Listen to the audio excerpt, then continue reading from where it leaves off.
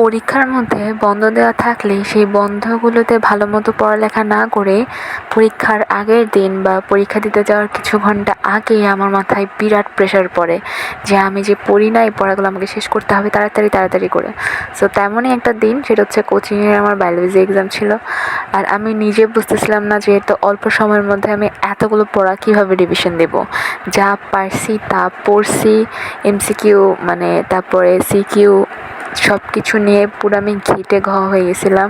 And এক্সামটা ভালো হয় নাই। তো যাই হোক, কারণ আমি প্রিপারেশন ভালো মতো নিই নাই। আমার মতো কারা আছেন যারা হলো এরকম পরীক্ষার বন্ধ দিলে পড়েন না কিন্তু পরবর্তীতে মারাটা খান।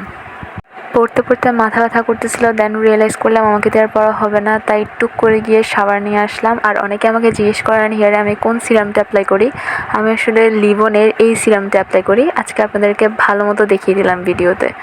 আচ্ছা, তারপরে নর্মাল যেভাবে স্কিন কেয়ার করি প্রত্যেকটা ভিডিওতে একই কাহিনী দেখাই, সো ওভাবে আর কি স্কিন কেয়ার করতেছি। আমি জানি পরীক্ষা ভালো হবে না, পরীক্ষা ভালো মতো দিতে পারবো না, বাট আমার প্রেজেন্টেশন তো ভালো থাকতে হবে বস।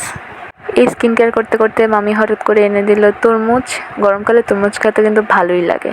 তরমুজ খাওয়া শেষ করে আমি আবার স্কিন কেয়ারে ব্যাক করছি। পড়ালেখা হোক না হোক স্কিন কেয়ার মাস্ট।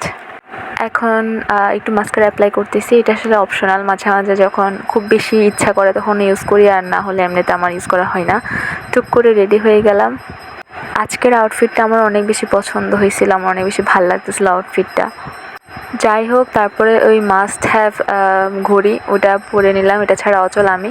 এরপরে তাড়াহুড়া করে 3 কলস ভাত খেয়ে আমি পরীক্ষার হলে দৌড় দিছিলাম, কারণ আমার 2:15 থেকে পরীক্ষা ছিল আর তখন অলরেডি 1:45 বেজে গেছিলো আর আমাকে যাইতেও সময় লাগবে, আমার যেহেতু আধা ঘন্টার মতো লাগে। সো তাড়াতাড়ি খেয়ে আমি দৌড় দিছিলাম। নেক্সট দিনের কাহিনী নিয়ে আবার হাজির হব। সো আজকের মতো এইটুকুই, বাই বাই।